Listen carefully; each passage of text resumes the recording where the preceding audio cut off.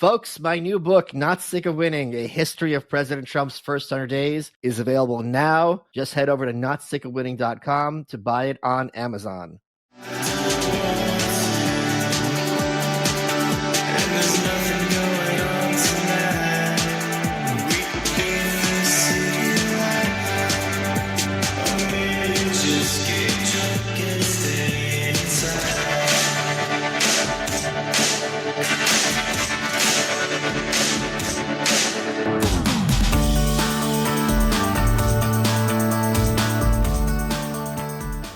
Good afternoon, Michael Malice here. Let that be your welcome for the next hour. My next guest is someone, this is the most awaited guest we've had on the show. I've been trying for literally before COVID, 5 years to get him on. He is the author of The Network State. I met him. He's used to be with Mark Andreessen's firm, CTO at Coinbase. I met him at a party and we had a long conversation and he blew me away. And the reason I haven't said your name is I've been told on good authority that's a microaggression for a white person to mispronounce a foreigner's name. So can you please tell everyone how to pronounce your name correctly? Sure, it's Balaji, but a lot of people, whatever, if you'll call me, as long as I don't actually care, just you can get it out however you want, but it's Balaji if you mind. Like biology. Well, that's, it's actually nominative determinism. You know what that is?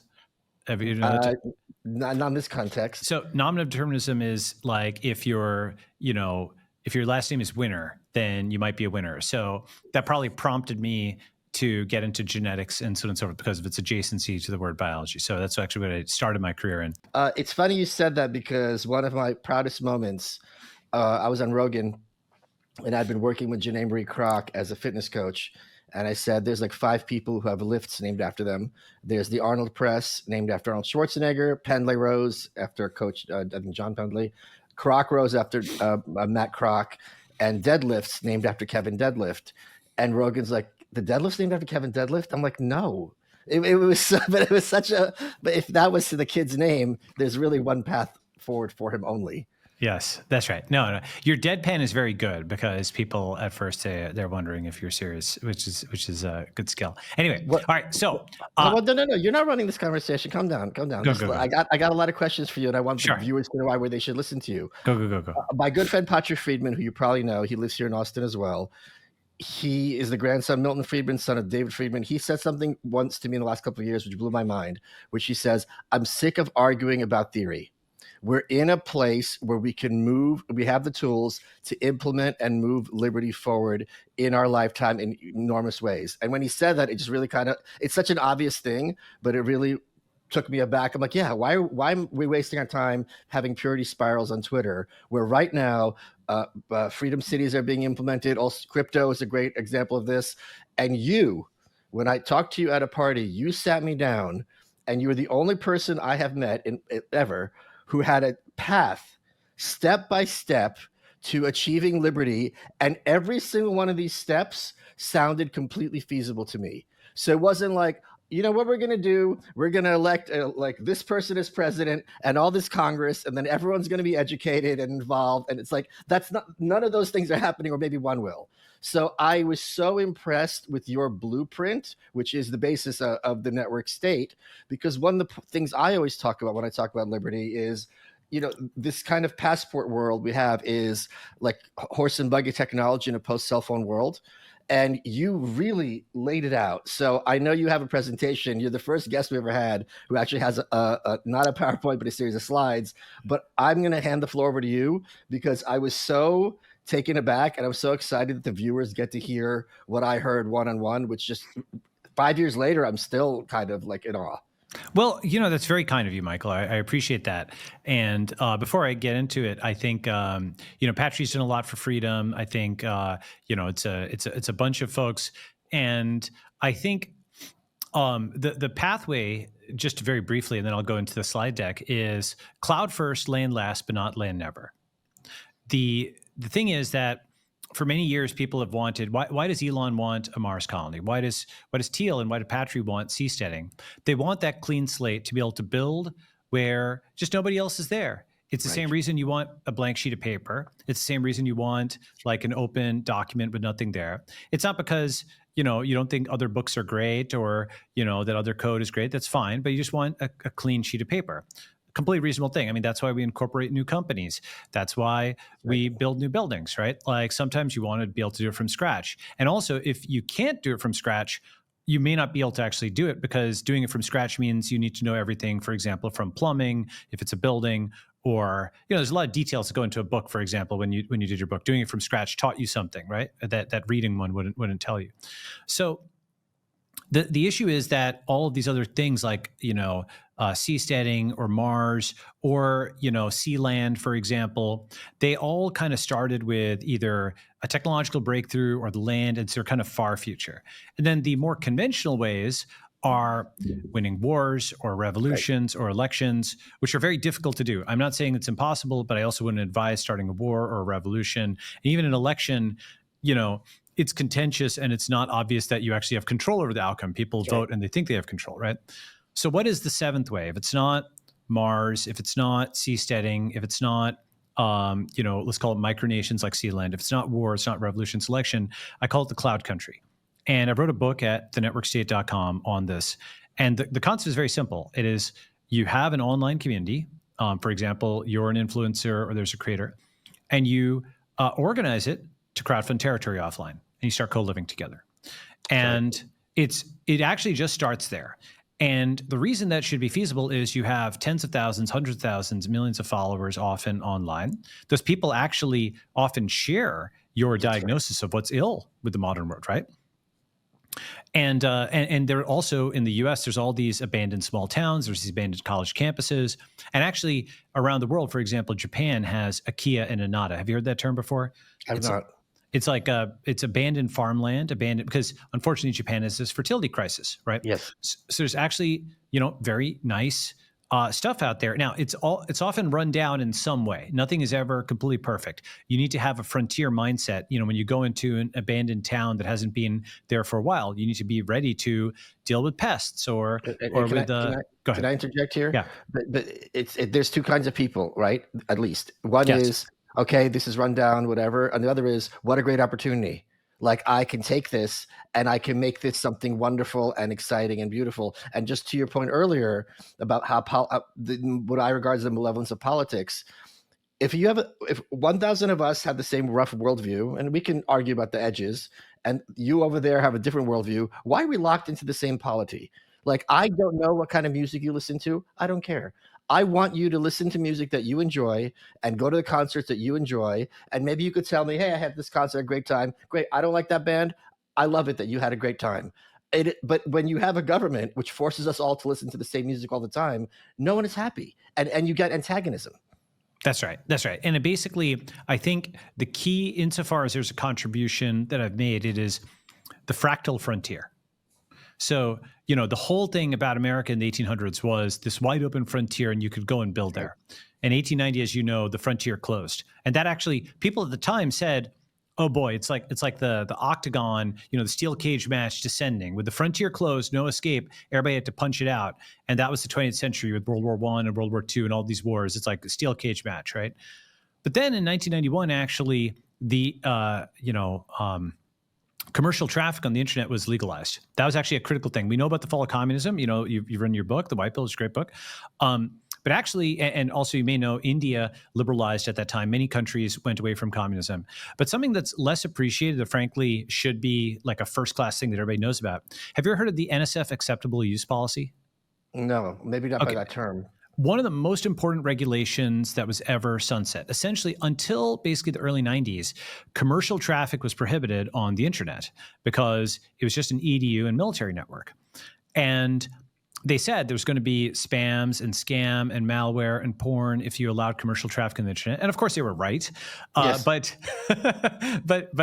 we also got, you know, all the .coms, and we got cryptocurrency, and we got everything else. And I think the good outweighed the bad by a lot. And that was because essentially the internet was communist in a sense before 1991, and then it became capitalist. Okay. So that led to this explosion of activity on the digital frontier. And we have now this paradoxical moment where you can build $1 billion business online just by hitting keys, but you need 1 billion permits to build a house in San Francisco. Right. So we have freedom in the cloud, but not on the land. Right. And the thing is, though, the scale of the cloud, the sheer scale of it is really just mind crushing. Like if you put up a tweet and it gets 20,000, 50,000 views, that's like okay for a tweet, right? But have you ever seen 50,000 people in person? Right. No, I don't think I have. Well, it's like basically half a football stadium, Sure. right? It's Okay. like Okay. an NBA game would be like 35,000 people, right? Okay. And if you have, there's a great actual, if you Google Lime crowd sizes, okay, there's a page that just shows like what different crowd sizes look like. Oh, okay. And if you scroll all the way to the bottom, you'll see like what does 170,000 people look like? It looks like a packed NASCAR, kind of stadium. And sometimes before I go to tweet, like if you have like a million something followers, it's almost like imagining you're going up to the mic at the center of a football stadium, being like, "Oh, say can," right? Okay. What's my point? Point is, the cloud is mind-crushing scale. It's absolutely insane how big it is, right? And if you can just take 1 out of 100 of your followers and you can get them to actually take a risk and do something rather than just posting and come with you to go and build up a small town, right? That's being abandoned. That real estate is cheap, and you can roll up your sleeves and be a man and not just be an electrical engineer, but be an electrician, not just be a chemical engineer, but be a plumber. That's literally what we're doing here at ns.com. And you can go and check that out. Network School, which we're building. And this is a global movement, by the way. Like, obviously, I'm very sympathetic to Americans and spent a lot of time in America, but if you're Canadian, if you're European, if you're British, if you're, like Australian, wherever you're from, right? Indian, Japanese, we have people actually from 100 countries at Network School where we're actually doing this. So I could talk about that. That Network School is like the operationalization of network state. But actually, before I go into that, let me actually give a quick talk so I can explain these concepts from scratch with some visuals. Please. Go? All right, great. Yes. Let's put these slides on screen. All right. So the network state, we've started. Before you get into this, I also want to give you another compliment. Please. Every single day on social media, you hear no one's offering solutions, no one's offering solutions, no one's offering solutions. Do you have any reason why that is? And they're not wrong. Is it just that it's easier to complain than it is to build? Is it easier? It's hard to reconfigure our base, assumptions. It is easier to complain than to build. Also, social media sets it up such that complaining gets incentivized, right? Right. That's right. But I do think that you should win off Twitter to win on Twitter. Yes. Right? So like Elon wins off Twitter, right? That is to say, he wins with SpaceX rockets and he posts them. Even if they blow up, who cares? He's building rockets, right? And many of them don't blow up. Obviously, he's number one in the world on that.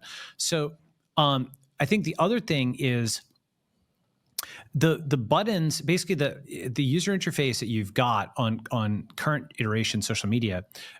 To give an analogy, imagine if you had 100 people, like during the BLM riots, and so someone's telling them, "Oh, go and burn down that building," right? Mm-hmm. That completely paralyzes. One guy grabs a rock, the other guy grabs matches, and that building is toast by the morning, right? People are good at that. But if you take those 100 people and you say build a building, right? Oh yeah, you're right. That's way harder, right? Because, first of all, they may not have the skill. Second, that costs money. Who's the architect? Who has the blueprints? That is a coordinated process where, crucially, burning down the building, when you go back and look at it again with new eyes, it paralyzes. None of these people needs to like each other. One guy may just be smashing windows. That doesn't even do anything, but the guy's burning. So that destruction paralyzes. But building requires serial communication. You have to have a leader and so, right? So Twitter is like more the burning than the building, because everybody can yell at somebody in a different way, right? There's no obligation. Whereas to build something, you need a different interface than Twitter. That's right. It looks right. So just the structure of it is something which is not conducive to that. Now, what's funny is something like GitHub or even like Google Docs allows multiple editors to create things at the same time. There's some control over it. You can make something useful there. Anyway, so that's part of it. But okay, so now let's go into how do we actually start new countries, right? Okay. So this is the concept of the network state. And basically, I'm just going to establish 3 premises. Starting new countries is possible. Mm-hmm. And I'll talk about why now, and then talk about what next, right? So starting new countries is possible. And so, I wrote this book. It's at thenetworkstate.com. This is version, 1.0, right? We're on version 2.0. And I also have actually at ns.com, the network school. If you go there, this is actually putting theory into practice. Okay. So premise, starting new countries is possible, preferable, and profitable. Let me start with possible. Okay. And I only list profitable because if it's not economically feasible, it's actually not feasible. Right. Okay. Right. But possible, right? Are new countries even possible? So the thing is, we know that Google, a new company started out of a garage, right, within our lifetimes. And a new community, Facebook, started out of a dorm room. Zuck just basically built that from scratch. And a new currency, Bitcoin, started from a message board, right?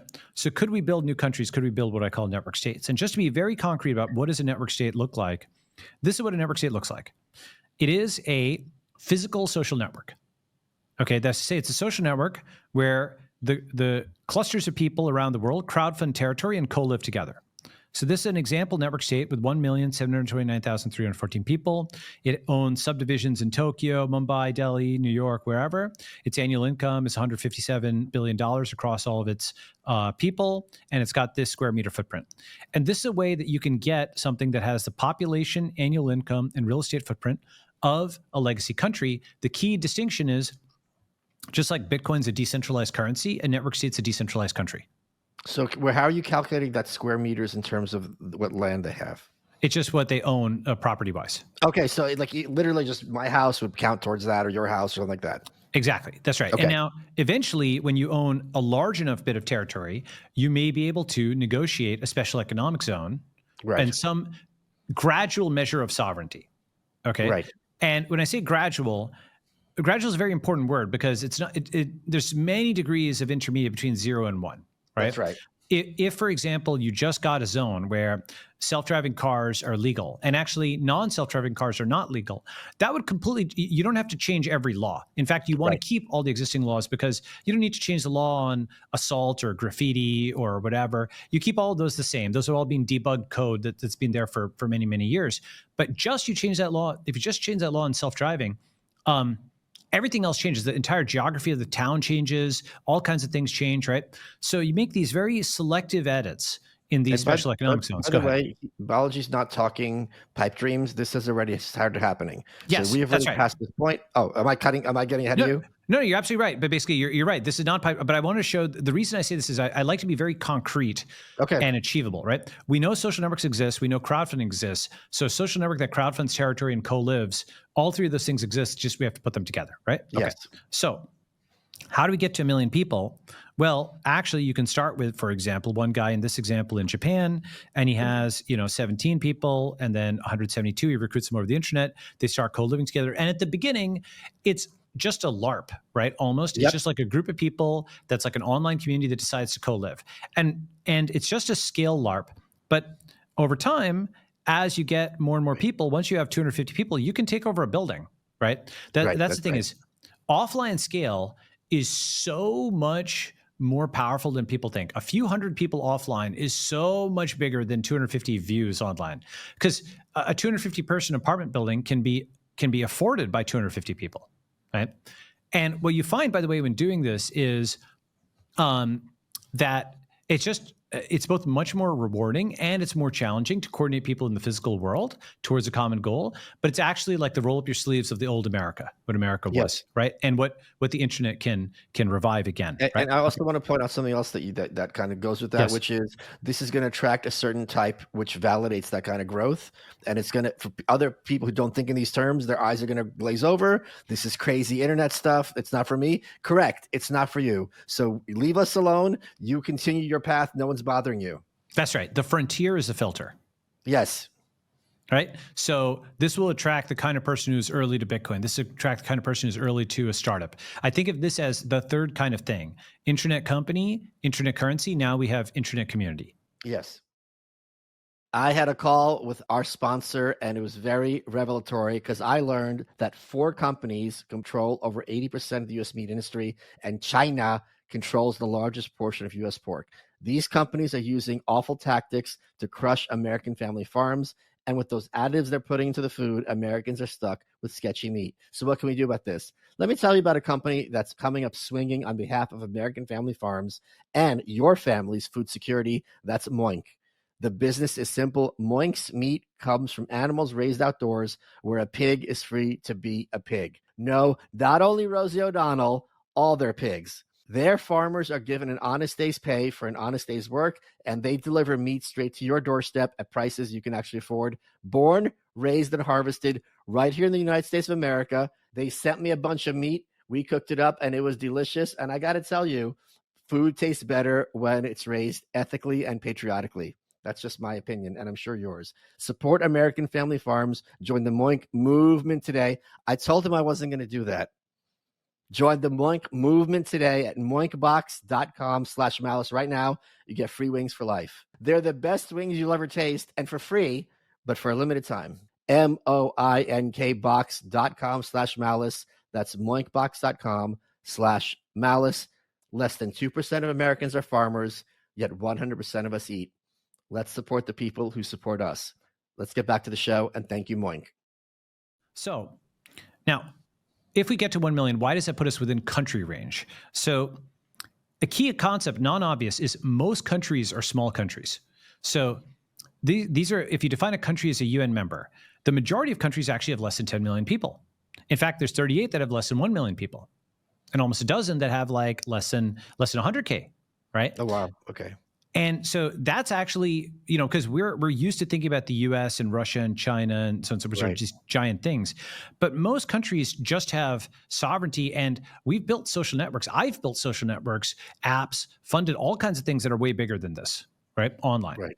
Okay. So most countries are small countries, number one. And actually, and this is a very surprising graph to a lot of people, the minimum number of countries in the world was around 1950. That was peak centralization, a concept we'll come back to. The number of new countries actually increased almost 4x since 1945. Wow. And that's because, I'll get to, it's because the British Empire, the French Empire, and then the Soviet Empire broke down.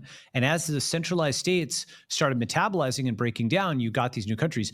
We've actually been living through, in a weird way, an age of growing decentralization without really seeing it, right? Okay. And the third point is cryptocurrencies. We know they rank with fiat currencies. This is a fun site called fiatmarketcap.com. And here you see Bitcoin between the Turkish lira and the Chilean peso at the time of the screenshot, right? So they rank. Pinochet must be spinning in his grave. Yeah, the flippening, right? Okay, exactly. So if you put those together, right, could crypto countries rank with fiat countries? And if we got a network state with 1,729,314 people, it would be intermediate between Latvia and Bahrain. Okay. And the only thing is, it'd be global and decentralized. That's the thing, is we changed, just like Bitcoin, the key innovation was decentralization, right? So also, this is how, in part, we may be able to solve the birth dearth, because you'll have all these type A personalities that want to rank on the leaderboard. That's right. Right. And so we want to be a fast growing thing. And we combine both, you have to do recruiting, you have to recruit, but you also reproduce, right? So you do both. All right. So could crypto countries rank with fiat countries? Before you get into the next thing, you also kind of hinted something else. This is going to bring something that sadly we're lacking very much in America, which you have over there in Singapore, which is a strong level of patriotism. Yes. When people are invested in making their community grow, it's not a tragedy of the commons. It's like, hey, this is on my shoulders, and I really have the capacity and the desire to make my nation something excellent for the sake of me and my community. That's right. You can call it libertarian nationalism in the sense of it's really proposition nationalism in a new way, right? Yeah. It's like, if you're founding something, then you recruit people who believe in those founding principles, and that ideological filter is actually itself a glue that keeps people together because they understand why they're there and their purpose. And we know that that works, like for building gigantic companies. I mean, like Amazon alone, by the way, has 1 million employees. And there's faults of Amazon, but it's also actually this amazing thing that was built from scratch. And again, it's bigger than many countries, right? It's bigger than like 40 countries around the world just in terms of people. So it's possible to do. Okay, all right. So this is where that dashboard I showed would rank over here if we had it there, right? Now, a key concept is sufficient traction means diplomatic recognition, okay? And what I mean by that is, let's say you could get this thing to 100,000 or 1 million people. Why do I think you could get a measure of diplomatic recognition? The reason is the land is already doing deals with the cloud, okay? So for example, there's Tuvalu, and it's the .tv domain. It did deal with GoDaddy. There's Nevada did a deal with Tesla for the Gigafactory. Of course, Nayib Bukele of El Salvador essentially, in a sense, did a deal, quote unquote, with Bitcoin, but he just adopted Bitcoin, right? So given this, that, you have companies and currencies that are being adopted by offline cities and counties and countries, I do think that a crypto community could do a deal with an offline community, right? I think that's very possible. And Well, let me give a couple other examples where, yes, so people can understand this very easily. sure. You have the Cayman Islands, where Yes. people basically establish some residency. There's no reason that the Cayman Islands are special, but they're like, we're going to give you something no one else does. People who have money and interest are like, okay, I'm going to make a deal with you. Everyone recognizes it. It's fine. Switzerland is a classic example of this with their banking stuff. Example people don't realize they don't use it as much anymore. Bitly was Libya, bit.ly, Yes, which was right. the URL shortener was Libya, using their kind of suffix to work on the internet. So there's lots of examples. People think this might be too heady, where this has just already been the norm. This is the norm, exactly. And most people don't get this, but small countries are actually relatively cash and talent poor. Yes. And in the cloud, we're actually cash and talent relatively rich, but we're land and sovereignty poor, right? Right. So that's an amazing deal, right? The offline small countries, there's like all these small countries with less than 10 million people that have a flag, and they have they have sovereignty. And we can just go in and do a deal with them and do a memorandum of understanding and set up a community. And by the way, you don't have to start by inking a deal with a sovereign. As I'll get to, I think you start with other kinds of things, and then eventually you get there. But when you have sufficient traction, you can get diplomatic recognition. That's my point. Okay, all right. So that's why I think it's possible to start new countries. And why is it preferable? Well, one way of thinking about it is there's both a push and a pull. All right. So, if you have, this is Sri Lanka, this is Venezuela, this is Panama, like all the printing, all of the monetary devaluation, there's a lot of chaos in a lot of countries around the world that people don't necessarily appreciate the scale of it. Giant crowds, swirling crowds that have just seen their economies destroyed or what have you. And these powerless people, they now have an alternative to failed states potentially, right? Because the network works for them, right? And on the other side, can I say something else? Sorry, because I just really want to get, because for people not following this. In a lot of these countries, people complain about the states where it's like you have two awful choices. In a lot of these countries, the two choices, they even have one choice, or the two choices are horrific, even by like American bad standards. So you're choosing between like cancer and AIDS, and you alternate, and and everyone pays the price, and the people at the top just skim off the top. It's really horrific. So a lot of these people who have a lot of something to offer are starved because they're trapped in this state, literally and figuratively, where there's nothing that they can do about it. So this would give them a way out to kind of use their talents to help everyone. That's right. Exactly. And I think basically an important concept also is like the Constitution, as amazing as it is, doesn't export over the world, but the blockchain does. Yeah. Okay. So that's the key thing, is like whether you're in Latin America, Africa, the Middle East, India, North America, Japan, one of the amazing things about Bitcoin is whether people are Japanese or Chinese, if they're Israeli, Palestinian, Democrat, Republican, Indian, Pakistani, they agree on the state of the Bitcoin blockchain, like who owns what Bitcoin, right? Like just that part. And that means trillions of dollars in property has been agreed upon without firing a shot. Right. And people would kill each other over millions of dollars, let alone trillions, right? Right. That's right. So that is so remarkable because we actually have rule of code. Just as Delaware becomes unpredictable and Elon has to move out of Delaware, just as the old system is melting down, all the rule of law, they've abolished the police and so on. The new one is booting up, which is rule of code. Yes. And it actually will get us eventually an even larger global market, as I'll get to in a different talk. I do think the internet is the one thing that has the economic scale requisite to compete with China. Okay. And I think that's actually going to be the ultimate axis, is China versus the internet, like hardware versus software and so on and so forth. And we'll come back to that. But over here, so just coming back, why are new countries preferable? Powerless people, you've got, they now have an alternative to failed states.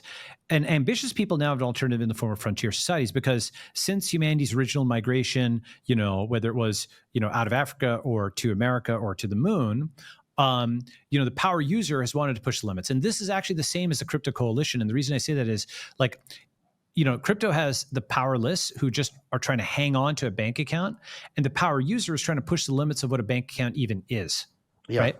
And that's like a U-shaped coalition. And if you're like a middle class person and your credit card at Starbucks, it just works for you, you don't really see the value of crypto, right?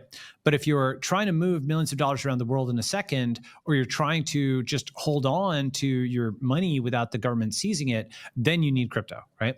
And so network states are valuable for those people who aren't satisfied with their existing countries because they want to improve them, or they want to actually have a functioning one. Okay, all right. Third point, why is it profitable? This is last but not least, it's just another form of saying it's possible because it's economically possible, economically feasible. Right. So this is a fun graph where I've taken several different kinds of things and put them on the same graph. This is the annual revenue per user of nation states, social networks, and network states. Okay, so let me explain this graph. This axis is people, and this is annual revenue per user per capita. Okay. It's the annual revenue per user or per capita. I'll get to that. So down over here are the social networks. Okay, so this is 100 million, a billion, so it's a log scale. This is Meta, WeChat, TikTok, LinkedIn, Snapchat, Twitter, Weibo. The sign of Weibo is like the Chinese Twitter. There's Yelp. And these all have monetization in the tens of dollars per person. So Facebook, at the time I made this, was at like 3-something billion users. Meta was 3 billion users. And it made like $30, $40 per person, which is huge across 3 billion people. You're talking 90, $120 billion. Sure. But it's actually, it's a relatively small amount across a very large number of people, right? Right. Then over here, these are the small countries, right? So Singapore, Estonia, Israel, Switzerland, so on. These have like on the order of just, a few million people, less than 10, but their revenue per user in the sense of tax revenue is tens of thousands of dollars per person per year, okay? And here are the superpowers, the US and China, and actually it's sort of satisfying to have them in the upper right corner. It kind of says it's a useful kind of graph where they have the combination of a lot of monetization per person and also very large size. So that's why they have these giant militaries and so on and so forth, right? And then over here are the potential network states, right? So they would start where you've got, a population that's like, 1 to 10 million, or certainly less than that, and a revenue of on the order of $1,000 per person per year. But they could scale up on this axis as you start going into the physical world, and they could eventually, they could get very big, right? Because think about how many users WhatsApp has, how many users, Instagram has. These are multi-billion, person things at this point, right? So this is the new SaaS, society as a service. Okay, right? All right, so that's why it's economically feasible, because you could make a lot of money doing this. You could invest in these, and rather than going horizontally on this axis, you might go vertically and then outward and upward like this. Okay, all right.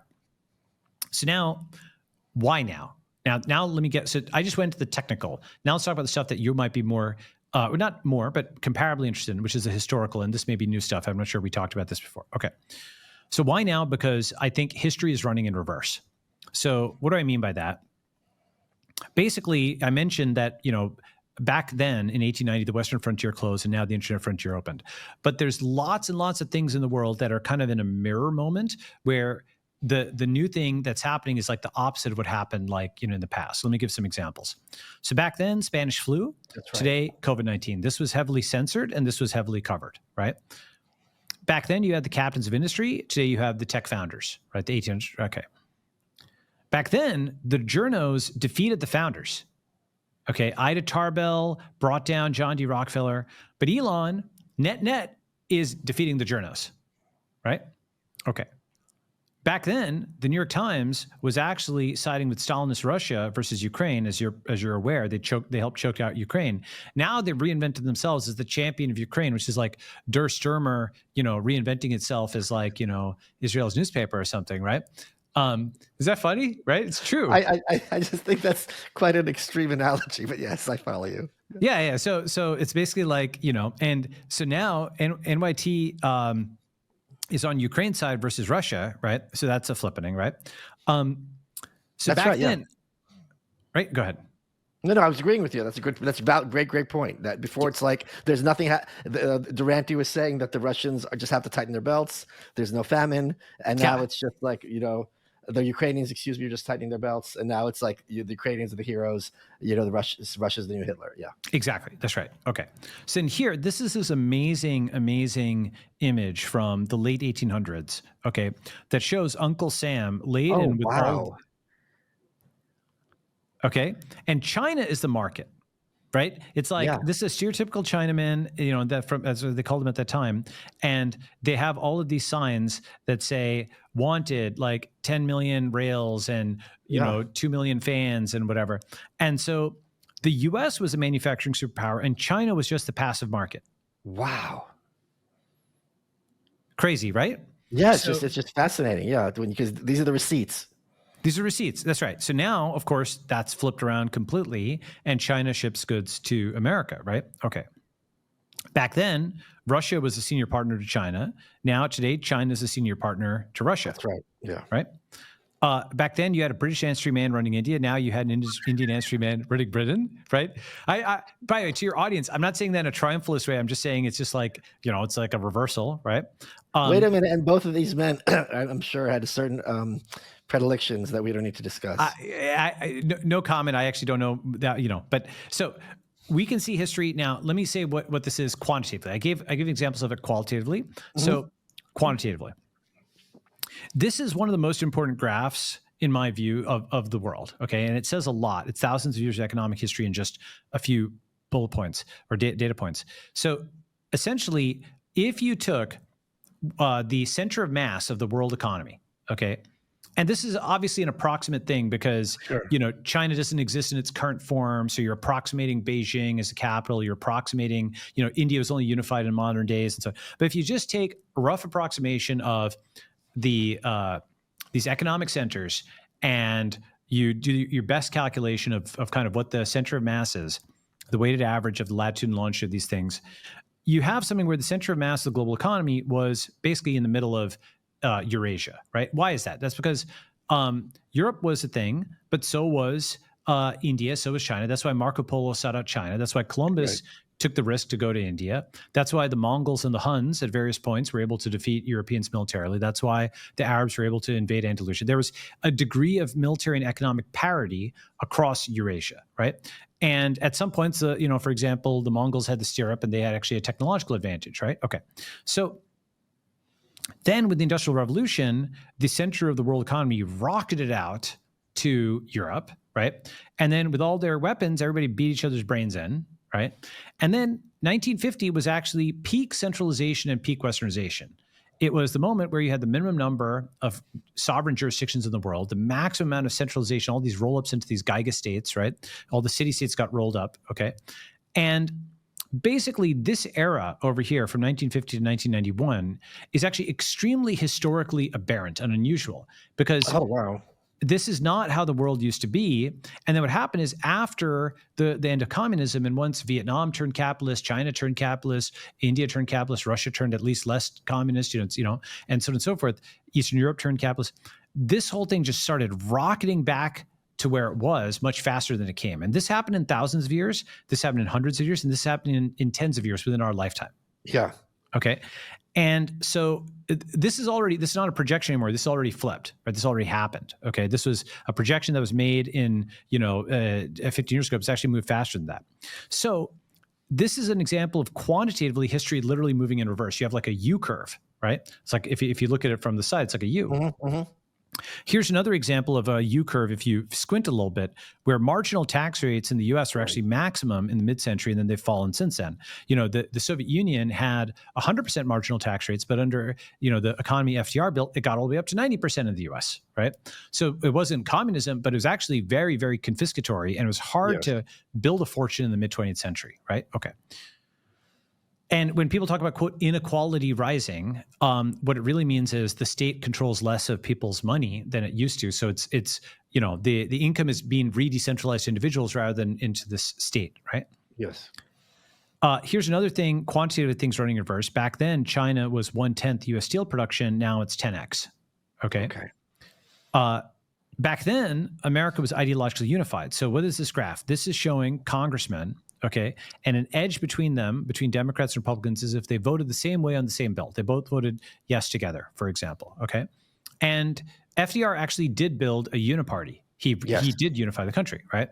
And then over time, and by the internet was actually, it just accelerated this, but polarization had started even before the internet. Like you had the fairness doctrine was repealed, and so you had gradual, fragmentation, because this level of unity in such a large country is actually difficult, right? Yes, So of course. it started fragmenting, and by 2011, you had straight party line votes with Democrats, Republicans. Okay. And now America itself is ideologically disintegrating. This is actually a map of Twitter. To your last point, for people Yes. to appreciate this, it was not at all uncommon in the 90s to have Democrats who were pro-life, prominent Democrats who were pro-life, Harris Wofford from Pennsylvania, and prominent Republicans who were pro-affirmative action. These were not at all like deal breakers to be big shots in either party. And now it's a complete non-starter for either of those views in either of those two parties. That's right. And one way of thinking about it is after 1991, Americans had no one to fight, so they fought themselves. Right, yes. Right. Humans define themselves by opposition, and once that opposition goes away, they segregate out. I talk about, there's a book called The Nurture Assumption, which talks about when you have groups of kids and adults, the kids see themselves as kids, and the second the adults leave, it's boys and girls. That's right. Yes, that's right. So now this is a different data set. This is actually Twitter data from 2017, and it showed that, this was showing Congress, right, at the level of Congress. So when it polarizes at the level of leadership, that eventually gets reflected or is reflected by the population's polarization. So this was Twitter data, and each node represents a user, and an edge between them is whether or not they friended or followed each other, and the size of the node is the number of followers. And they're colored blue or red by whether the researcher could infer they were pro-Trump or pro-Clinton. This is a 2016 election right afterwards. Okay.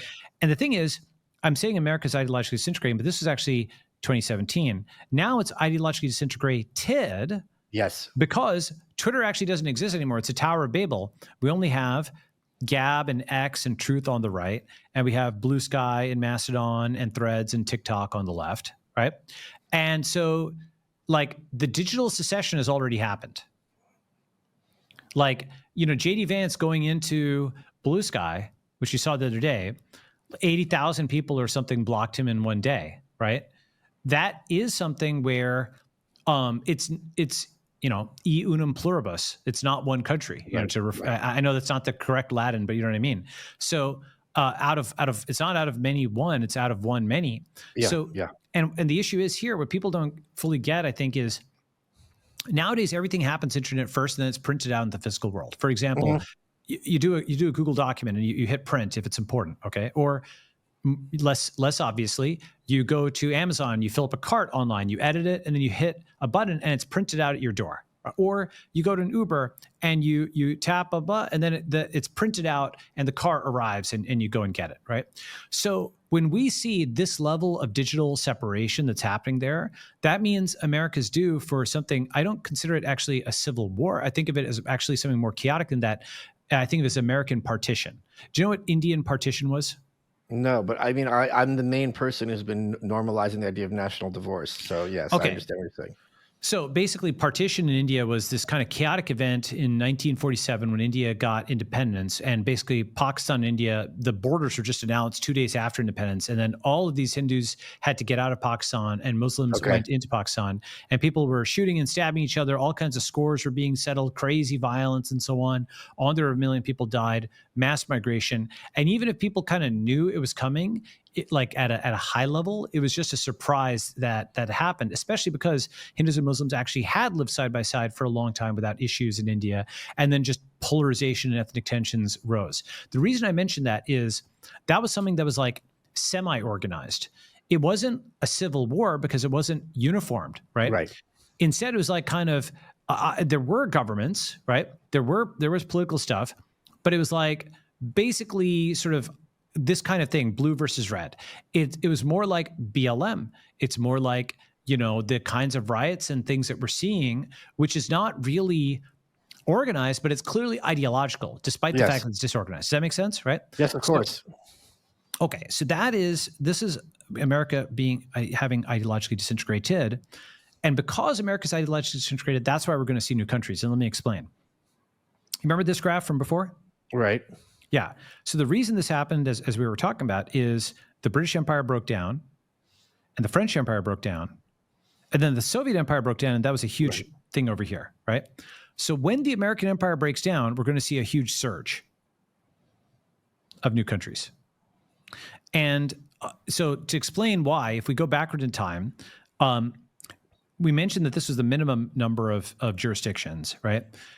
If you go backward in time, it actually looks like this. This is another U curve, and I'll explain why. This is what Germany looked like before Bismarck. Oh, wow. Yeah. Okay, there's lots of principalities. Like the German question was how Germany's going to be unified, was Prussia's role in Germany, and so on and so forth, right? Like this is actually what France was before the revolution. This is what Italy was before Garibaldi. You know, it's funny, the United Kingdom, we know it's England, Scotland, Wales, and Northern Ireland, but less well known is that Germany's a union, France is a union, Italy's a union. These are all like roll-ups of city-states that And the bundle United together. States, until the Civil War, you were a citizen of each of the states, not really a Yes. citizen of America. Exactly. So this concept, like that's why if you think about it, why is the like the term union? It's in the United States. It's in the European Union. It's in Right. the United Arab Emirates. It's actually in the official name of India. It's called the Indian Union, and so on and so forth. Russia calls itself the Russian Federation, right? Yeah. So that's because it's actually really hard to unify these kinds of things, you know? And then it's also really hard to break away. But basically, you know, it's like the Chinese proverb: the empire long united must divide, long divided must unite, right? Okay, but this is what, if you go backwards in time, you had lots of independent principalities in Germany. This is what India looked like. Oh, Okay, the princely wow. states. Okay, it looked fractal. If you zoom in, you had all of these Holy kinds of things crap. like this, right? And the reason for that is maps in Europe and India, maps are actually a technology, right? Like if you think about it, like clean lines on a map are really artificial in the real world. They're crossing mountain ranges, they're crossing Right. rivers, right? So the way the world was organized before the modern era was not by geography, but by community, right? So it was much more network than state. It was like the network of the people who shared your language and so on. And that could be actually much more dispersed than you might think, as opposed to necessarily physically concentrated. Of course, there's a value to physical concentration as well, Sure. but it turned out to be very fractal, right? Okay. So the point is, when you go backwards in time, Germany, India, all kinds of places look like this, right? And so the number of independent jurisdictions was very, very high, right? And so that's surprising to people. That's not their mental model of the past, right? More independent states as we go backward in time. And that's 1950 was basically peak centralization. Over here, this is like the minimum number of jurisdictions ever. So the time that we think of as normal, like 1950, is actually the most abnormal time perhaps in world history ever. Yeah. Okay. And one way to think about it is the world was decentralized. Then this centralized fist of communism, right, centralized so many things, and actually fascism as well. And actually even democratic capitalism, which was the least bad of the three, but it was a centralizing force, right? Yes. And then you get re-decentralization. Okay.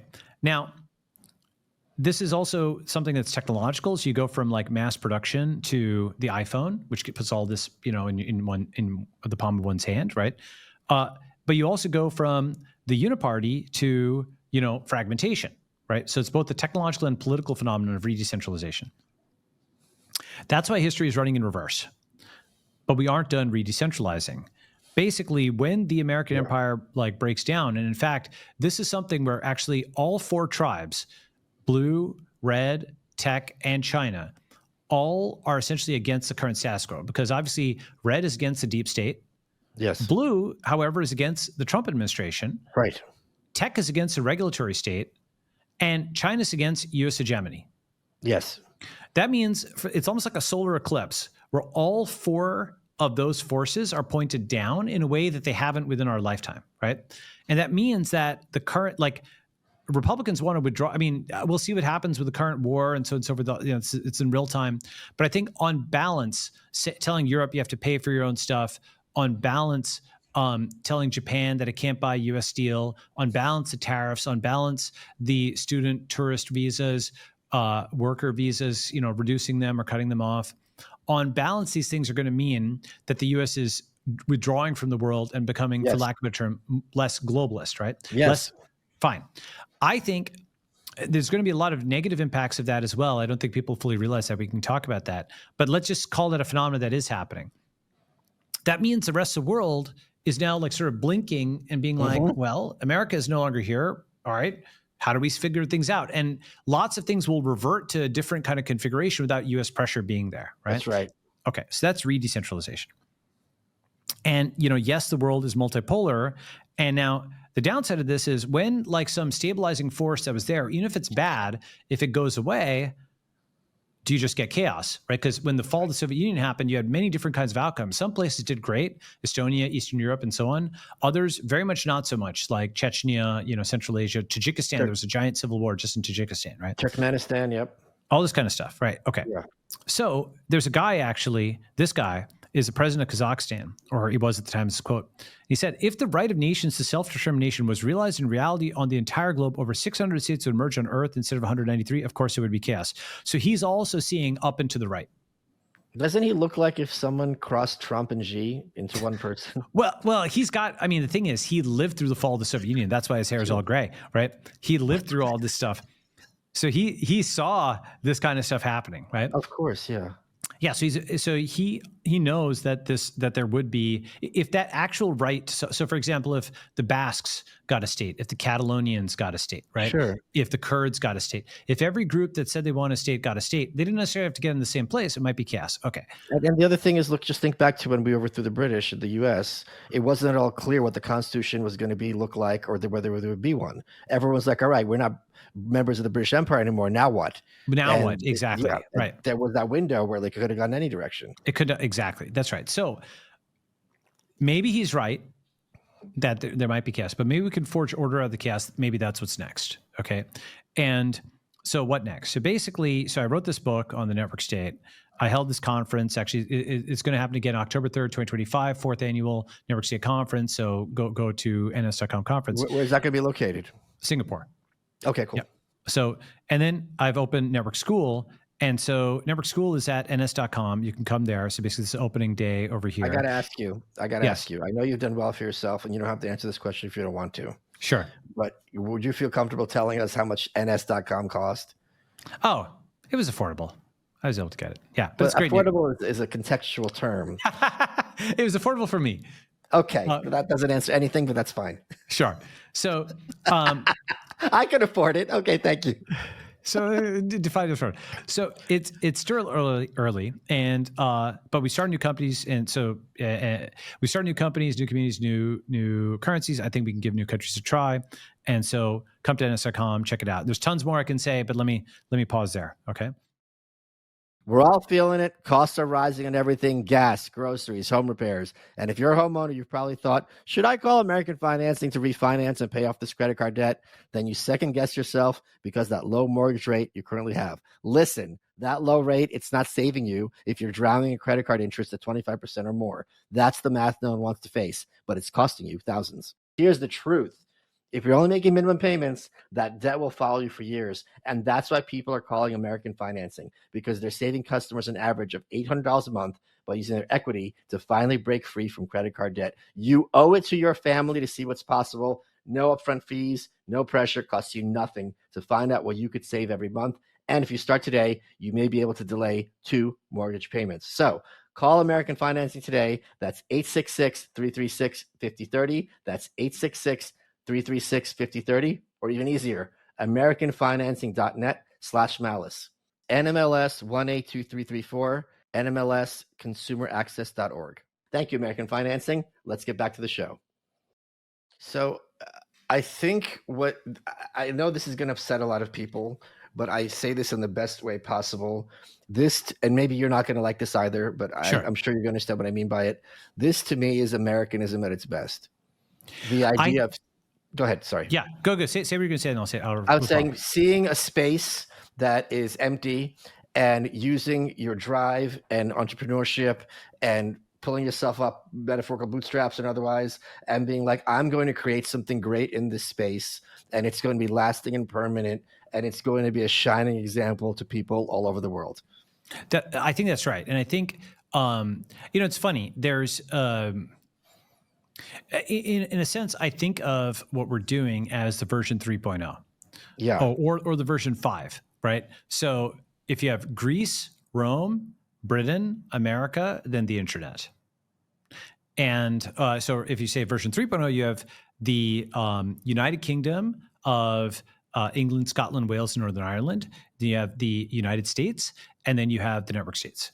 And the thing about that is this can actually scale around the world peacefully, right? Where it's just communities opting in, self-determination, crowdfunding of territory.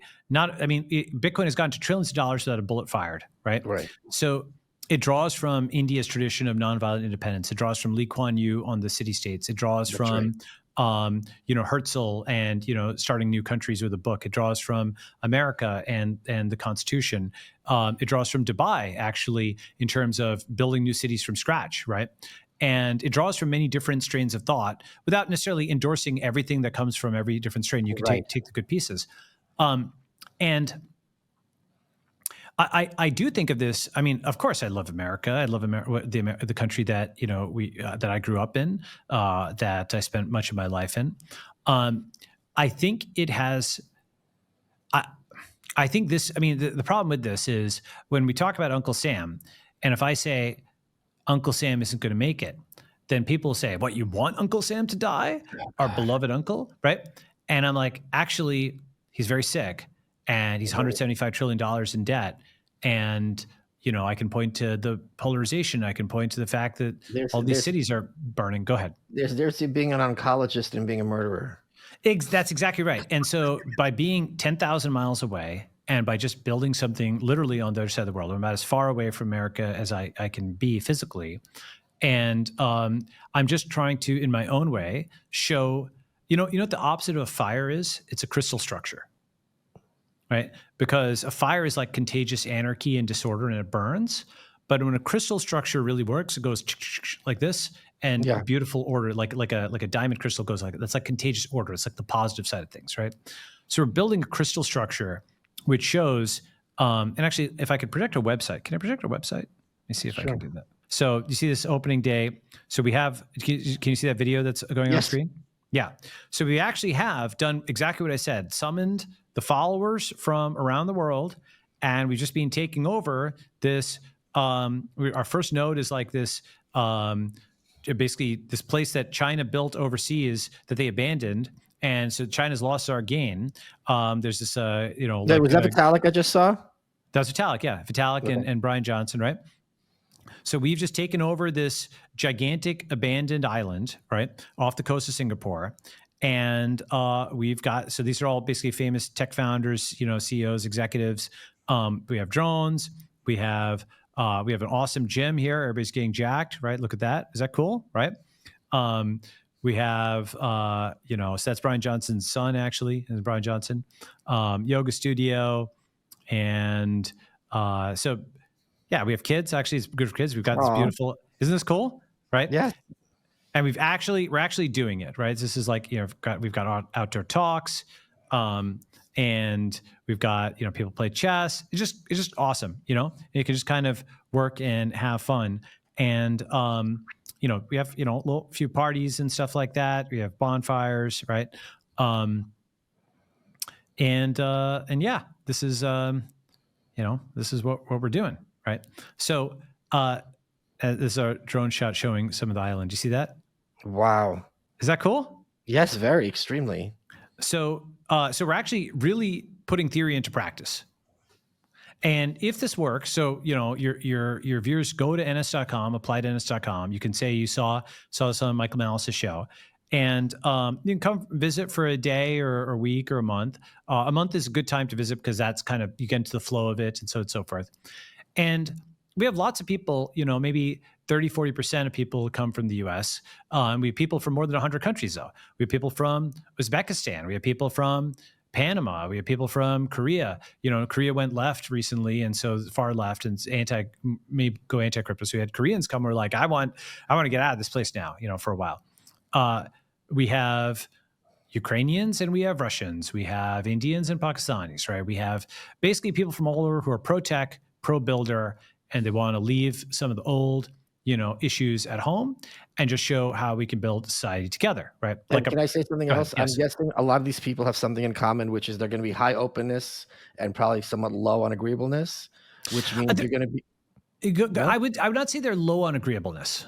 Okay, because but by law of agreeableness, I mean they speak their minds and they where you stand with them, not that they're obnoxious per se. yeah, exactly. So mezzanine, maybe agreeableness might Okay, be the right sure. term, right? The point being, people who are attracted to this on a social level is just desirable because you're not going to have to bite your tongue. You're not going to have to worry that every single conversation is going to degenerate into Trump. That you can talk about, even when you're not talking about tech stuff, the normal conversations will be exciting as opposed to you're going to have to be on because you're dealing with some normie and they're programming from CNN or Fox or whatever. Yeah. So one way of thinking about it is you can almost depoliticize. Yes, right. Okay. So it's something where you don't even realize the extent to which your back is up in the US because everything is politics all the time. And Yep. so you can just focus on building cool stuff and you don't necessarily need to know everybody's position on abortion or because it's Who simply cares? not the Right. axis that matters, right? Right. But what matters is can we build this up as a community together, number one. Yes. And one thing I will say is it's funny. When you play basketball, you dribble with your right hand if you're right-handed, but it's useful to learn how to dribble with your left as well because it makes Mhm. you more versatile. And so, in many ways, this will sound funny, but there are blind spots that as sympathetic as I am to techno-libertarianism / capitalism and so on. Of course, I'm sympathetic to that. For example, The Sovereign Individual, it's a great book, but ultimately I believe in the sovereign collective. And the reason for that is even Steve Jobs, who is this amazing person, obviously an amazingly sovereign individual, as close as it could be, he had this email that he wrote near the time of his death, actually, to himself. Do you know his famous email where he said he doesn't make his own food or make his own chair He said and this? plumbing? Go ahead. He said this? This is from Steve Jobs? From Steve Jobs, yeah. Because people come at me all the time on Twitter and they say, if your anarchist utopia became real, you'd be the first person killed. And I'm like, you're right. I wouldn't do my own security, just like I wouldn't make my own medicine. I wouldn't do my own accounting. I wouldn't grow my own food. Like, why? Like, I would have people for all this, and you need a mess of help to stand alone. These would just be voluntary communities and voluntary matrices, as opposed to I have to go through the state and get subpar quality at a price I can't even argue about. Yeah, I'm gonna actually let me upload this image to you right now. 1 second. Okay, can you see the screen there? Yes, that's right. Yes. I grow little of the food I eat. Of the little I do grow, I do not breed or perfect the seeds. I do not make any of my own clothing. I speak a language I did not invent or refine. I did not discover the mathematics I use. I protect my freedoms and laws I did not conceive or legislate. I move by music, right? I was helpless Yes. to help myself, right? I love and admire my species, living dead, and totally depend on them for life and well-being. So the Yes, thing and about I this like is, it's sent from my iPad because it is his iPad. yeah, exactly. That's right. So the thing is, if somebody as genuinely great as an individual, because he was genuinely, as sovereign individual as you could imagine, Yeah. could come to that conclusion. What that means is the sovereign collective is like thesis, antithesis, synthesis. That's something I believe in. Like it's, for example, you have this failing Fed and this failing centralized state. And I do Right. believe in Bitcoin. It's like the fire alarm. It's a fire exit to get the heck out of this burning building. Yep. But then we're outside in the rain and we're happy we didn't die in that burning building, right? But we don't want to just be outside forever, decentralized and scattered. We need to like re-centralize and rebuild, and so that's kind of, somebody said, which is interesting, and I don't know if I would have phrased it exactly this way. They said that I preach anarchism for the statist and statism for the anarchist. I like that. Yeah. It's funny, right? And yeah. You can even say like I would neither consider myself an anarchist or a statist, but I do think minarchism is good. With that said, someone like Lee Kuan Yew would basically use tools from all over the political chessboard. What's funny is if you like, I know this will sound funny, but at some point, if you run a large enough tech platform, for example, you actually see the entire panoply of things because the libertarian founder who builds something that's got 100 million people on it ends up rebuilding something that looks a lot like a state. Yes, that's right. And the reason is, 100 million people, like that's a huge, they'll call us all kinds of crazy crimes and stuff. There's lots of things you just have to set them as defaults. Like as a small example, the libertarian model, the political compass, like the bottom right corner is libertarian. Yes, libertarian model is you give people the chance to opt in or opt out. You offer them an incentive for doing everything. By the way, did you realize the cover of the white pill is the political compass? Is that right? I didn't The realize that. women correspond to the 4 quadrants. Yeah. Oh, wow. That's a great callback. Okay, good. Yeah. I'll go look at that. The okay, so political compass, lower right corner, I think in general, make people opt in or opt out, give them some incentive to do so. There's a lot of good to that. That's my default. But if you're operating a website, like a large website, and every single change you gave people the option to opt in and opt out and so on and so forth, it'd be completely infeasible, and you just cause all kinds of political this, that. So you'd actually do it Elizabeth Warren style, and you just kind of implement the change, and it's just state top down in a sense, and it's just done, right? They don't have a choice, and if they don't like it, they leave, right? Right. That's right. And that's actually sometimes the right solution for certain kinds of things, right? And now you can massively overuse that. Sure. And the check on that kind of power is the ability to exit and go to another That's right. society and so on. But the point being that if you draw from around the political compass, you want to be libertarian enough, I think, to exit the existing society, but pragmatic or collective enough to build a new one, if that makes any sense, right? Yeah, it makes a lot of sense. And so it's more like I think there's two ways that one can exit in that way. One is sort of you can't just be against something, you have to be for something, number one. And then number two is one thing you were saying about low agreeableness.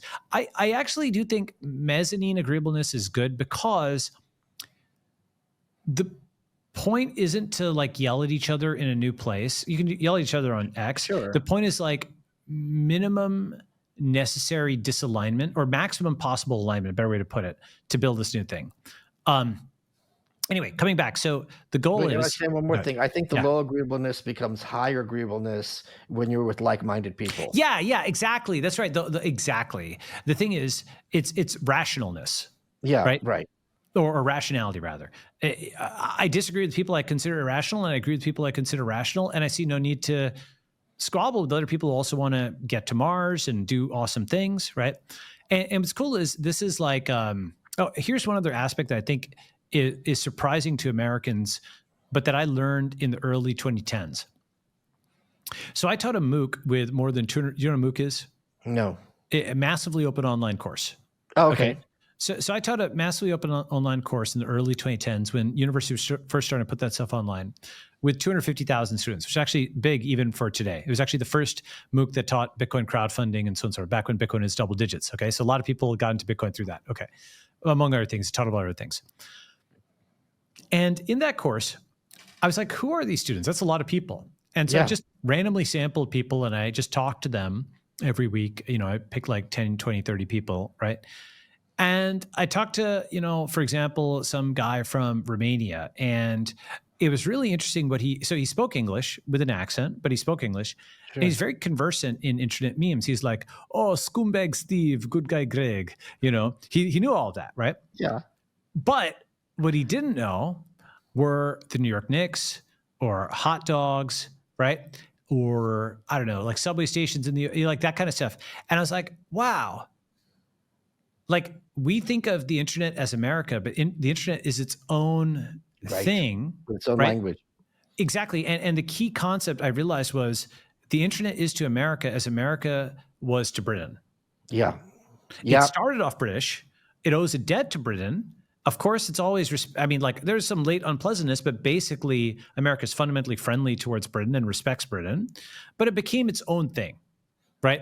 And it was kind of more global, more both egalitarian and capitalist. Like Britain had the Magna Carta and Britain had free trade, but the US was a bit more egalitarian and more capitalist, right? Yes. And it brought in more different kinds of peoples, and it made more money, and it was just like more, right?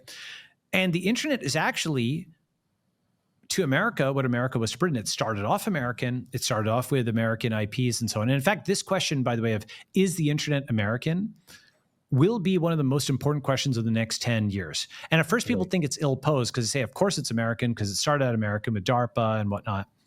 Aren't all the big tech companies American? Aren't all the big tech companies in America? And so on and so forth, blah, blah. There's some truth to that. But you can ask the question a different way, which is if I say, what does the Polish internet look like, the Korean internet, the Indian internet? Immediately you can see there are non-American parts of the internet, number one. Of course, yes. And then number two is, if you actually zoom in, most of those tech companies, most of their users are non-American. Most of their revenue comes from abroad.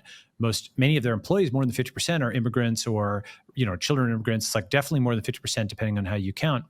And with few exceptions like SpaceX, which are like statutorily obligated to hire Americans, but most of them are drawing from a global talent pool, especially if you include overseas employees, which are a lot.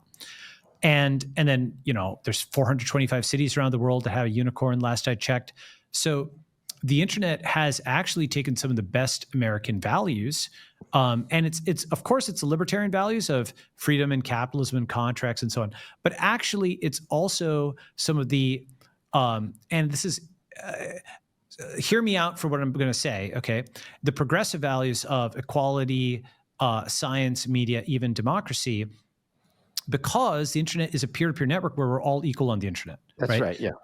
And the thing about that is, that's something where, like, an Indian immigrant, nowadays, like I tell every Indian founder, do not go to the US anymore, and instead build in India, build in the UAE, build in Singapore, build at NS. There's like 50 other countries that have digital nomad programs, or you can build in India. You don't need to do it anymore. And in fact, India's improved a lot, right? I like Bangalore more than SF. I've posted photos. It's improved so dramatically. The crucial thing is it's getting fractally better, right? India still has slums, still has shanties and so on, but it's like so much less, number one. And everything that's new is nice. It's like an Apple store or something, and the old stuff is bad. California is the opposite. All the old stuff is beautiful, these amazing buildings, and the new stuff are the homeless encampments and shanties, right? Okay. That's right. Point that being, why do I tell Indian founders not to come to the US? It's because they're founders, they're CEOs. The left hates them and wants to Luigi them. Right. And because they're immigrants, I understand why, the right is like, look, we're full up. I don't want, that's a nice way of putting it. A lot of them just don't like Indians anymore. Okay, fine. I never want to go where I'm not welcome. And I would not want Indians to try to bet their life on something where H-1Bs are closing up. And so, but those folks are smart and they're hardworking and talented. And we should have a place where we can build the next Googles and Facebooks and so on. If the US doesn't want to be the place for that, fine. We have another location for that. So we have these internet pockets, these internet communities. And that's where we can kind of take the culture of Silicon Valley and implement it somewhere else, which is what I'm doing. Let me pause there. Or the culture of what Silicon Valley should be, I guess. What it should be. Yes. Folks, as many of you know, I've had stomach issues my entire life when I was a kid. It caused lots of problems. I had to eat in the principal's office because I had to take my Mylanta, and I left the school. It was a whole thing. And I never thought I'd know what it was like to be normal.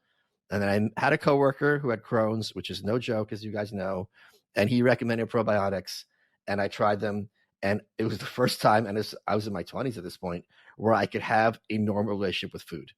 It was that much of a game changer. So I want to talk to you guys about Just Thrive Health. If you go to justthrivehealth.com, use promo code WELCOME, you get 20% off your first order of probiotics. Try them. You'll love them. There's something else that they have. They've also recently introduced Just Thrive Bitters.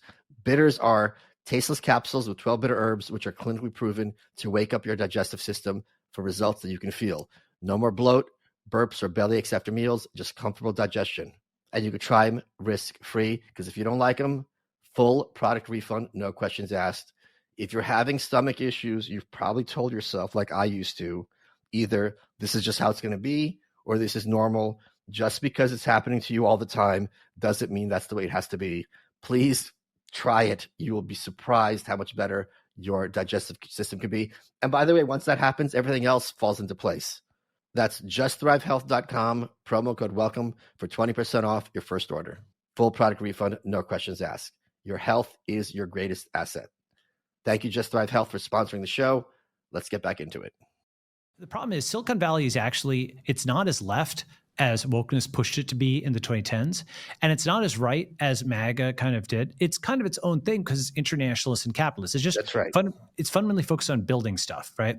And that just won't fall into any ideological camp, or it won't neatly fall into an ideological camp. Okay, let me pause there. It's just like Lee Kuan Yew. It's hard to pigeonhole him ideologically because right. He's very much a multiculturalist, but he's also an authoritarian strongman in a sense. So, like, where are you going to put him on that compass? Right? Okay, so actually, I want to somewhat quibble with those words, right? Okay, I'm using them very loosely. So I know. Here's an example. I would actually say So many people, let me postulate actually, people often say dictatorship, but they can't distinguish leadership from dictatorship. I know you I said can, strong right? man. I didn't say I dictator. know, no. But let me actually, I just want to comment on that just for a second, Okay. right? So let's say we have a trichotomization. Wait, can I say one thing before you continue? Go. If you ever want to get someone from Singapore living in Singapore excited, just say the words Lee Kuan Yew and their eyes light up like yours just did, and they got a speech. So here, please. Yeah, okay. Yes. So, okay. Receivership, leadership, dictatorship. So receivership is a useful term. Receivership is a corporate term where a company is bankrupt and actually the titular CEO isn't really running it. There's an external group of people, creditors or whatever, who are running it, right? Right. So that was like the Biden administration. Right, yes. That was a receivership where you had a senile figurehead who couldn't even walk for years. It was obvious that he was like completely incoherent. And it was a like an unseen bunch of puppeteers, string pullers, whatever, that were just writing his memos and pushing in front of this drooling, senile man to sign, right? So that's the Democrat ideal, is receivership. Okay. And now that's why once you understand that, when they say dictatorship, they identify any leadership as dictatorship because they prefer receivership where they can implement power without accountability, right? Yes. Okay.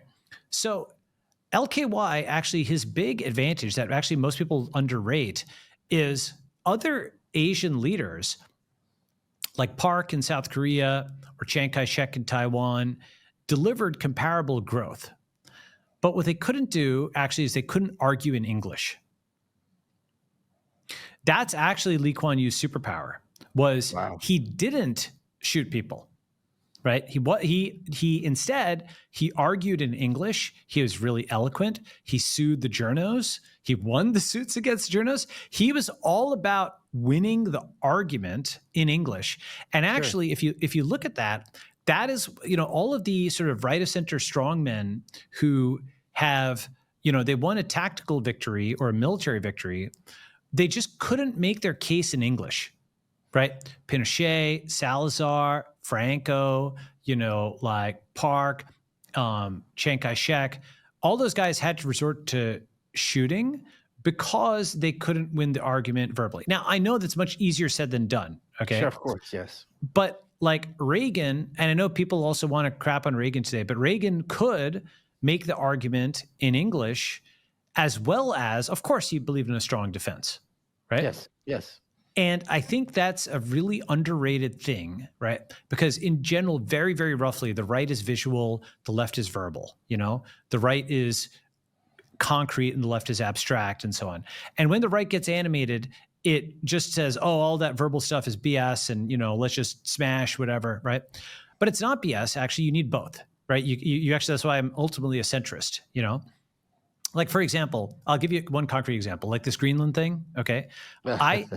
I think that's actually a very bad thing, and here's why: is rather than like threaten to invade Greenland or take it over or what have you, if the administration had just said, "Hey, Denmark, let's do a 10-year visa deal where basically any American without a criminal record can get a visa to go and invest in Greenland, and we can renew it every 10 years with no muss or fuss," it's like that would have easily gotten done. Right. There's something similar to that. I think it's called like, let me get this right. I think it's like the Danish-American Friendship Treaty.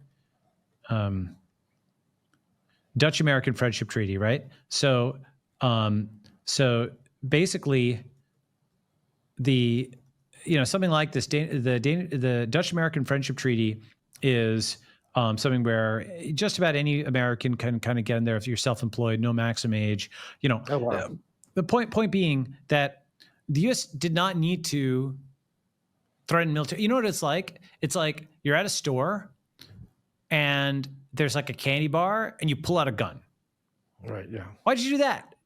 You could have just like had a very standard, unremarkable deal to get that. Yeah, maybe you'll get a few more candy bars, but maybe not. Honestly, maybe you made the relationship poison. And especially because the Danish were very eager to deal. There was no pretense to the contrary. They're like, hey, okay, like you want to extract these minerals and above Arctic conditions, we're going to get a cut.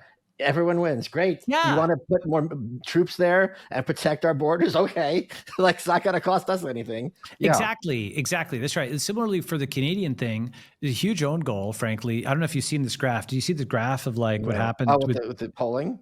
Yeah, with the Canadian polling, unfortunately, Yes, yes, when it collapsed. is collapsed because it was a complete own goal where you could literally Trump just didn't have to say anything about Right. Canada, right? It would have been fine, right? And instead, he's got a hostile blue power on the northern border that's going to maybe ally with China, Right. right? And Or already so has, yeah. already has, right? So why do you do that? Why this is the right-wing failure mode, I think. When you go to MAGA, you are basically actually, you know the way I'll put it? Democrats identify democracy as Democrat, Right, and they're yes. always confused when more than 50% of the votes go the other way. They literally think democracy means ruled by Democrats, right? Yes, correct. And a lot of Republicans identify American as red American implicitly, but they get confused. They're like, why are 50% blue Americans? That's not real America. Just Right. like when Republicans win an election, Democrats say that's not really democracy, that's dictatorship or whatever, right? And in the biggest issue, though, is that a lot of the signaling around America is really red America. And unfortunately, they haven't realized that red Canada and red UK and so on are actually their natural allies. So instead, they've said, not just F you to blue America and blue Canada, fine, but they said F you to red Canada too, who are their natural allies, right? And that's just a total mistake because then you've got all three quadrants aligned against you. You managed to make the conservative Canadians into enemies as well for no reason whatsoever, right?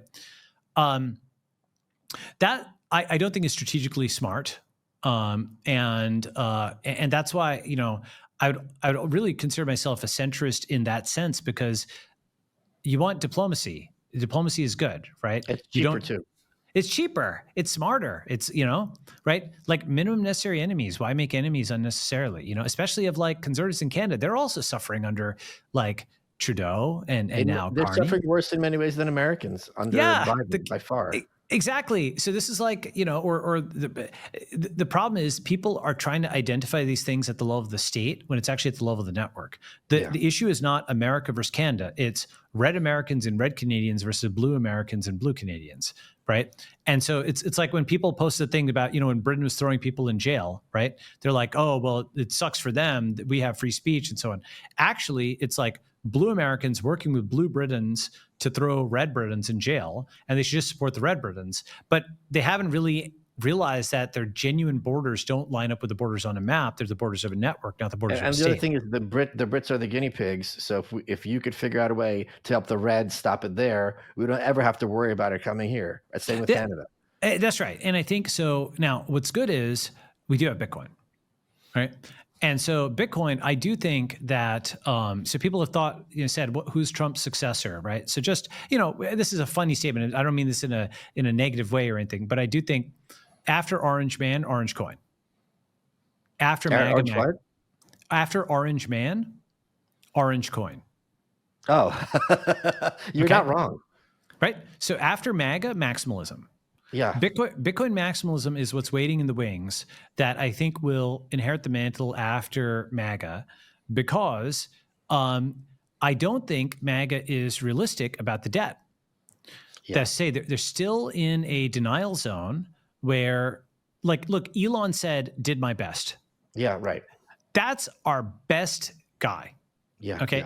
Yeah. I was at 99.9%. This is going to zero before the election last year. But you know what? Elon is really genuinely an N of one human being. And the reason I say that is in tech, I wrote this essay on this that I can share with you. Actually, I tweeted it. I'll share it with you. But basically, like, there's a lot of people who are very smart and they have a problem shipping like a beige box that sits on a desk. Like just electronics is just hard. And that's like no moving parts. I mean, it's really, really difficult to make something work in the physical world. And Elon has not just one, but two, Tesla and SpaceX, multiple, not just moving parts. The complexity cannot be imagined of these things that he's running at the same time, along with Neuralink and X and Boring Company. And he also co-founded OpenAI. It's like, even like he was the first investor in that and a bunch of other things, right? It's actually insane. It's genuinely something where even a really diligent and focused person would need to live a life that was so disciplined to just do Tesla, just Yeah, Tesla, of course. right? Right. And I say that because it's like, there's fewer unicorn founders than there are pro athletes. Do you know that? Right. Wow, I So did it's not know like, that. Right. yeah, so like 1,500 unicorns in the world. So like maybe a few thousand unicorn founders. And there's like 10,000 pro athletes, right? So, I know a lot of these guys. I've funded a lot of these guys. I'm, basically I'm on a first name, whatever. Right? These are my friends, right? Sure. And so among this community of people who are kind of like pro athletes, we're all like, Elon is Michael Jordan. He's Yeah, just yeah. he's just the best of us. And the better you are, the better you understand how much better Elon is, right? Mhm. Point being that if Elon couldn't do it, Right. it cannot be done, Right. It's right? systemic. It's systemic. And the thing is, how can you solve 175 trillion in compounding debt? But that's actual number. You know why? It's not 37 trillion. You know why it's 175.3? Because Last I checked. liabilities. Yeah, exactly. The U.S. government, see, if when you submit your financial statements to the SEC, if you just did cash accounting, like you'd go to jail basically. Like you have to, if you take a lease that's got some long-term liabilities, you need to report that stuff on your thing, right? It might be an oversight or something, but like you definitely need to include that. The U.S. government, though, it does not include normally the obligations it's taking on in terms of Medicare, Medicaid, Social Security, all these entitlements. And when you actually take them on and you put the full number, it's like 175 trillion, Crazy. right? Which when you're talking about an annual revenue that's in like the single trillions range, and you've got a debt that's like 100x that, it's over, right? It's compounding also, right? So what happens after that? What happens is, like at $100,000 for Bitcoin, everybody's happy. At $1 million for Bitcoin, everybody's maybe not so happy. Some people could be really mad, right? But that actually means that the full faith and credit is actually over, right? And so this era will, with Biden, he was senile, and then it was just mark to market, and he was just done. So it was like obvious, and then it was actually. You know what the quote is? Go ahead. How Gradually, did you then go suddenly. bankrupt? Two ways. Yeah. Gradually, then suddenly. That's right. So what comes after MAGA, in my view, is maximalism. Right? Bitcoin maximalism it's clearly something where it's the undercurrent. Bitcoin is a shared thing among many on the right. And I understand people have hope and whatnot. And let's see what happens. Okay. I'm extremely skeptical, for example, that the tariffs will work. Actually, I think they've already not worked. You know why? In many ways, for example, in every country around the world, the guys who were exporting to the US were the most pro-American people in that country, right? These were like leaders, captains of industry in like Vietnam, in Uruguay, whatever country you want. If they're exporting to the US, that means they have customers in the US, friends in the US, employees in the US. They're the people at every step in their respective countries that were arguing for better relations with America, more cooperation with America, and so on and so forth. Every single one of those people around the world just got like a bullet, right? Or a bunch of bullets, businesses destroyed because they had a trade relationship with America, right? And they were undercut domestically. So that means, unfortunately, just like the wokes ended up building the anti-woke coalition, what MAGA is doing is it's building the post-American coalition. All these countries, all these people, because America's only 4% of the world, and MAGA is only 77 million people. It's 1% of the world, right? It's already in a huge fight with the blue Americans for, what it is, right? So, and tariffs, of all the things you could do, that increases the cost for US manufacturers. What you wanted to do is actually reduce regulations. That decreases costs, obviously. Like not a single manufacturer was brought in and said, hey, the analogy would be, I am going to increase the price of your iPhone by 60%. Now you have an incentive to build Apple. Right. That's literally what it is, right? Yeah. I mean, it's an incentive for some definition of an incentive, but like the numbers are not even close to correlate. It's like billions of dollars to build Apple. So when you're getting a part from overseas, you just want some maple syrup. You don't want the full maple tree, right? And you may not be able to build that overnight for sure. So point being, I think many different factions, unfortunately, are going to be disappointed. And I think after that, it's going to be all maximalism. On the other side, I think the Democrats are going to turn to Chinese communism. Yeah.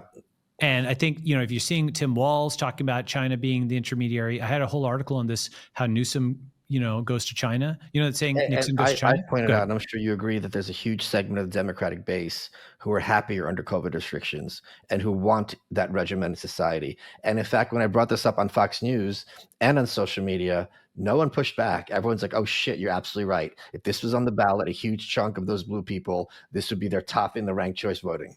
Yeah. And the thing is, basically, Newsom has realized if he doesn't have DC, he gets Xi. Yeah, right. Yeah. Okay. So with Newsom, Walz, others making kind of noises towards China, I think that's going to be the medium-term axis. That's one version of China versus the internet, right? Chinese communism versus Bitcoin maximalism. Yeah. Yeah. CCP versus BTC, total control versus total freedom. Yeah, I'm going to have to cut you off there because we've gone very long, but I am so glad to have finally had you on the show. When you just blew my mind when we met, and you blew it today as well. So thank you so much for taking the time. Go to thenetworkstake.com, pick up the book. I'm going to send you my address. Do I get and go to ns.com. What's that? And go to the networkstake.com. Hold on. Let me do my job. Hold on. Okay, sorry. Again.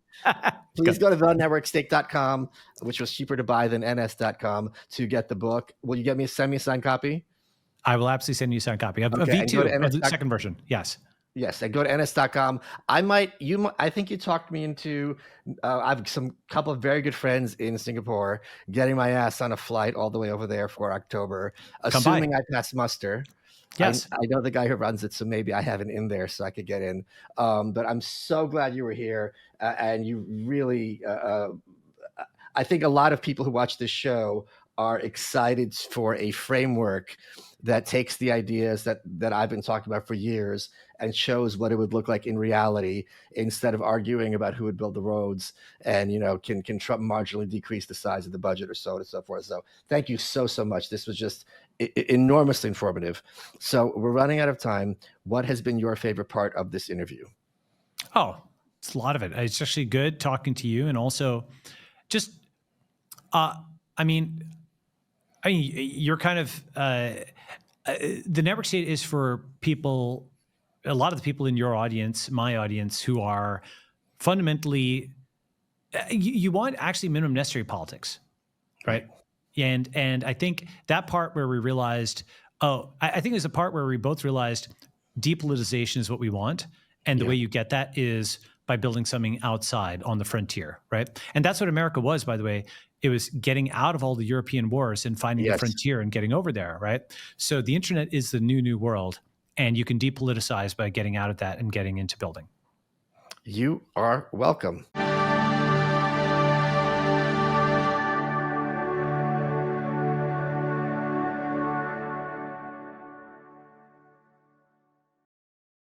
Hey, it's James Altucher. I've been an entrepreneur, investor, best-selling writer, stand-up comic, and whatever it is I'm interested in, I get obsessed. Yes, it's led to success, but it's also led to such heartbreaking failure. I have failed more times than I can count. I wish in my life I had had people to talk to. That's why I started the James Altucher Show and bring on some of the most brilliant minds in every area of life. People like Richard Branson, Sarah Blakely, Mark Cuban, Danica Patrick, Gary Kasparov, and I wanted to find out exactly how they've navigated the highs, the lows, and everything in between. No fluff, just raw stories and real advice. I've talked to 1,500 of the most amazing people on the planet. So if you want to learn from the best and skip the same old canned interviews, we're all about helping you find your next big idea, level up your thinking, and ultimately to choose yourself. So let's do this together. Subscribe now to The James Altucher Show. This summer, Pluto TV is exploding with thousands of free movies. Summer of Cinema is here. Feel the explosive action all summer long with movies like Gladiator, Mission Impossible, Beverly Hills Cop, Good Burger, and Transformers: Dark of the Moon. Bring the action with you and stream for free from all your favorite devices. Pluto TV. Stream now. Pay never.